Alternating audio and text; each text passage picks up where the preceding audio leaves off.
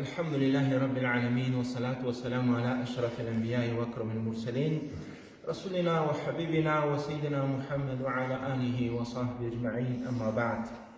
Iuhte الكرام, избрал съм да чуем един хадис, който сме го слушали много пъти, но нарочно избрах този хадис, защото напоследък гледам, че всички ние се правиме, да говоря лично за вас, изобщо за хората.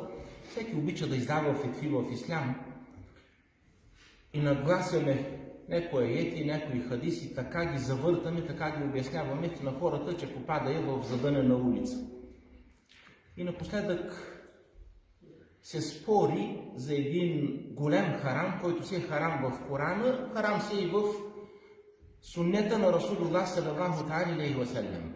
Но се появява някакъв спор от някой лектор, не знам, аз не следа други лектори в България, но става причина, че комисията по фетва в главно муфтийство и тя да се събере да издаде правилна фетва. Което реално погледнато, когато има нещо ясно в Коран Керим и ясно в хадис на Расулуллах саллаллаху алейхи ва саллям, не трябва да има спор. В този хадис Нуъман ибн Бешир, радиаллаху та'ала анхума, и той и баща му, и двама са, Нуъман и Бешир, са сахабета. Обаче Нуъман ибн Бешир, сина на Бешир, той когато предава този хадис, казва: чух Расулуллах саллаллаху алейхи ва саллям, казва е така. Демек, с тия уши чух лично от устата на Расулуллах саллаллаху алейхи ва саллям. Какво е чул? Расулуллах саллаллаху алейхи ва саллям казва: иннал халале бейин вал хараму бейин. Наистина, халала е ясен. Това, което е халал, е ясно за мусулмани. Което е харам, то си е харам и е ясно за мусулманите. Но казва Расулуллах саллаллаху алейхи ва саллям, но между тия двете неща, бейнехума муштебихат, ла я'ламухунне кесирун минен нас. Това е много важно. Между халала и харама има неща, които са съмнителни. Не ги знаят много от хората. Демек, но учените хора нямат проблем. Казвам учените, ние не сме от учените. Ние може да предаваме само от учените. Но когато ние си втълпиме, че сме от учените, става проблем. И се подхлъзваме. Спорея. За какво спорея? Спорея, алкохола харам ли или не е харам? Искам да ви питам всички в джамията. Алкохола харам ли е? Аз не знам някой да каже от вас халала. Харам е харам, ясен е. И сега спорея. Ако във вафлата има, не знам там сега спорея къде да меря алкохола, колко да го измеря.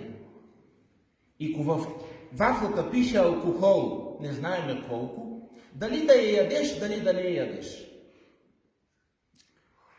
Когато се спори за такъв проблем, сега друг въпрос ми задава мусулманите, защото като се подхлъзнеш, отваряш джехенемски врати.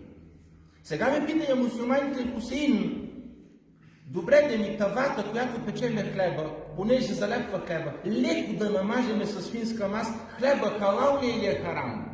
Питам ме аз. Затова казва Расулуллах саллаллаху алейхи ва саллям: хаддисун наса бима я'рифун. Кажете, говорете на хората това, което тия знаят. След като на вас ви е ясно, че ракията си е харам, тя си е харам. И сега споря за малкото, няма проблем в бомбони, не искам да й правя рекламата, че в тях има алкохол, не е проблем и 100 бомбони да изядеш, тия са си халал. Но казва Айша радиаллаху та'ала анха, чух Расулуллах саллаллаху алейхи ва саллям: ма ескера кесируху фекалилуху харам. Това, което опиянява в голямо количество и малкото му е харам. Да ме разберете по-правилно, аз имах наня, Лара Метеля, съм от майчина линия, някои я знаят, тя беше много твърда мусулманка. И знаете, че когато падна комунизма, се появиха и сега ги има фирми, които продават халал, така пише и на саламите, и на крендвишите пише халал, така ли е? Има и сертификат от главно муфтийство. И тя идва изневиденица и вика: наня, ще спържиме салам да ядеме с яйца. Вика: не, никога това няма да сложа в устата. Ама то пише халале. Вика, не. Аз няма да сложа това нещо в устата. 80 години съм живяла без него и няма да умра за него. Но от него мога да си загубя джехенема. Затова трябва да внимаваме.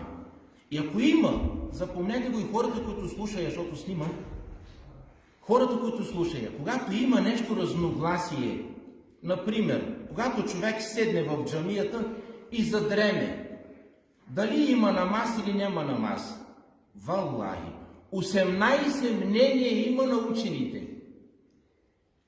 Моите учители казват, когато седнеш пред невежи хора, не дей да й казваш, че има 18 мнения, защото Миджо Джамал въобще не го интересува. Той го интересува, имам ли абдес или нямам абдес. Заспа в джамията. И ако искаш да разбереш дали имаш абдес, дали нямаш, като седна в джамията и фаните спиха и го дръж така. Дръж го. Изпадна ли от ръката, нямаш абдес и си вземи. Това е най-правилното. И когато те питая хората в джамията, ще й кажеш, когато не можеш да се усетиш тялото, иди си вземи абдес. Днеска хората, мусулманите, са се успокоили, че са първите, които влизаят в дженнет. Но забравяя, че първите, които ще ги съди Аллах, това са мусулманите. За да влезеш в дженнет, ще минеш пред Аллах, Аллах ще те съди и тогава ще влезеш. Затова с такива фетви, когато става въпрос за халал, за алкохол, когато става въпрос за свинско, когато става въпрос за големи харами, няма разногласие. Харама си е харам. Истинският мусулманин се пази. Защо се пази? Расулуллах саллаллаху алейхи ва саллям, знаете ли какво казва? Куллу лахмин набата ала харамин фаннару ауля би. Всяко месо, което е израснало от харам, джехенема ще го изгори. Ако знаем този хадис. И сега спора е във вафлите, в круасаните, ако има алкохол да ям и да не ям. Аз няма да ям. А ти ако искаш яш, но не дей да карате хората, като знаят, че алкохола е харам, има бол вафли, хиляди вафли, които няма алкохол. Има круасани, хиляди, които няма алкохол. Затова Аллах Таля е служил тая граница. И в самия хадис по-надолу казва Расулуллах саллаллаху алейхи ва саллям, същото е като овчара, който кара стадо овце до ливада пълна с люцерна. Ще ги опазиш ли? Все една ще излезе и ще влезе, ще се наеде, но ще се наеде с харам. И той казва, ливадата на Аллах Таля е онова, което е забравил харам. Не дай да въртиш там около него. Проблема е не във вас. Аз не се преценвам във вас, които си тук в джамията. Проблема е, когато един човек се клатушка отвънка и си пие алкохол, обаче на джума идва и се кланя. Има ли такива? Има бол. При нас, алхамдулилlah, не съм видял, но има. Който си пие през седмицата, в четвъртък спира и в петък гледаш го на джумата. И като чуе такава фетва, не знам колко процента може да пие, защото няма да те напие. Затова за тях е мехлем на рана. Ето, вижте, има и учени, които казват, че може си пинеш малко. На рождения ден малко, на Коледа малко, на Одина малко и... Истинският мусулманин мисли като Ебу Бакр и Омер и Усман. На тех иди и разяснява и на Ебу Бакр, че 5%, че 2% е халал, ако има нещо харам в храната. Няма как да стане. Формата е дженнетско дърво. Така ли? Всички знаме, че формата има и в дженнета. Билял, ради Аллаху та'ала анху, подава да яде на Ебу Бакр. Изяжда 2 форми. Всички го знаете. Изяжда формите. И след това се сеща, че Билял няма откъде той нема. И вика, Билял, откъде са тия форми? И казва, я Абу Бакр, имах 2 кила форми, обаче беха тръгнали да се разваля. И срещнах ето кой си, и той вика, дей ги тия, ще ги дам на животните, ето ти 1 кило хубави форми. Заменя 2 кила форми развалени за 1 кило здрави хубави форми. Обаче Абу Бакр знае, че ако е разменил 1 за 1, не е харам. 2 кила за 1 е харам, защото е лихва. Ебу Бакр си има пръстите, вкарва ги вътре и повръща всичко и казва: този стомах не знае какво е харам. Тоест никога не съм си позволил тая екстра, нито преди ислям, нито след ислям. Викам: я Раб, виж докъде стигат мюсюлманите. Вместо да говорим за неща, които наистина ни липса в обществото, ние изнамираме неща да спориме сега, 21 век, дали е позволено да пиеш ракия, дали да не пиеш. Дали е позволено жената да влиза в джамията с месечен цикъл, дали да не влиза. Питам ви, жена, която е в месечен цикъл, всички, които тук сте възрастни, позволено ли е да влезе в джамията? Не. Да, не. Ама сега новите улеми вика, може да си влиза. Други улеми казва, може да се клане. Други вика, може да си говее в месец Рамазан. И се окана, като завъртиш всичко това, което го слушаш, се свършва в един хадис от хадисите на Расулуллах саллаллаху алейхи ва саллям. Ще дойде време, когато улеми ще стоят на ръба на джехенем. На ръба. Ето, издава една фетва и пада долу. Проблема не е като кажеш ти, че си много учен. Проблема е, че ти лъжеш обществото. И ще завърша накрая с Ахмед ибн Хамбел, който пак го знаете, но ще го повторя. Вкарва я го в затвора. Заради науката, заради това, че вика ля иляха илаллах. Вътре се среща с алкохолик. Пияница, който е откраднал злато на човек и го е скрил. Влиза я вътре и го пита. Разговаря: кой си ти? Той вика: аз съм Ели Хусейн Ходжа, пия алкохол, крада, лъжец, багабонтин. Вика: ми ти кой си? Казва: аз съм Ахмед ибн Хамбел. И он е изтрезнява на минутата.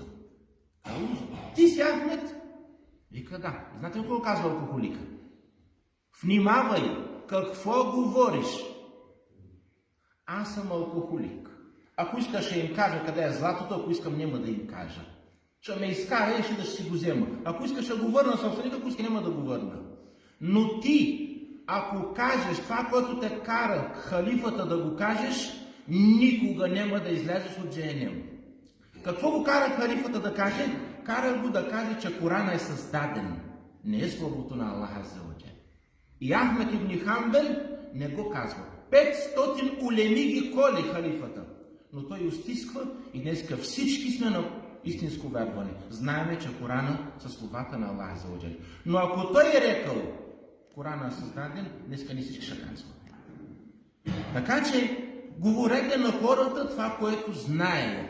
Което не зная, като едно време дойдоха улемите, които са от чужбина, първото, което запознава е обществото, че е позволено да се женя първи братовчеди. Това ли е най-важното, бе, хора? Кръчмите къде ли са, синовете къде ли са, дъщерите къде ли са, погледнете абитуренски, погледнете алкохоли, погледнете зина. Нещо, което не може да го спрем. Гледаме и го приемаме вече. И ние сме тръгнали още повече да ги струпаме. Жени сега и първи братовчеди, да ще почне и сестри и брат, както кефирите. Има граници, които ние трябва да ги спазваме. Това са границите на Аллах азза ва джал. И когато е харам, ясен в Коран Керим и в хадиса на Расулуллах саллаллаху алейхи ва саллям, не дей да търсиш на вратата ключалчицата, през нея да се буташ в джехенем. Замълчи! Не дай да говориш, защото хората днес са с болни сърца. Не от корона. Много по-сериозна корона, защото ние не четеме нито Коран, нито хадисите на Расулуллах. И само да кажа Хусейн Ходжа, не е проблем, че 20 годишен и извършва прелюбодеяние, не е проблем. Докато се ожени може. Може ли? Валлахи не може. Ма ако го кажа, хиляди мюсюлмани ще почнат да го правят от утре. Затова ние трябва да внимаваме, защото носим отговорност пред Аллах азза ва джал. Аллах таля да не напътства, ако четем на Коран и Керим и ако следваме сунета на Расулуллах саллаллаху алейхи ва саллям, няма да сме в тая задънена улица и да говорим глупости. Аллахумма салли ва саллим ва барик аля Мухаммад.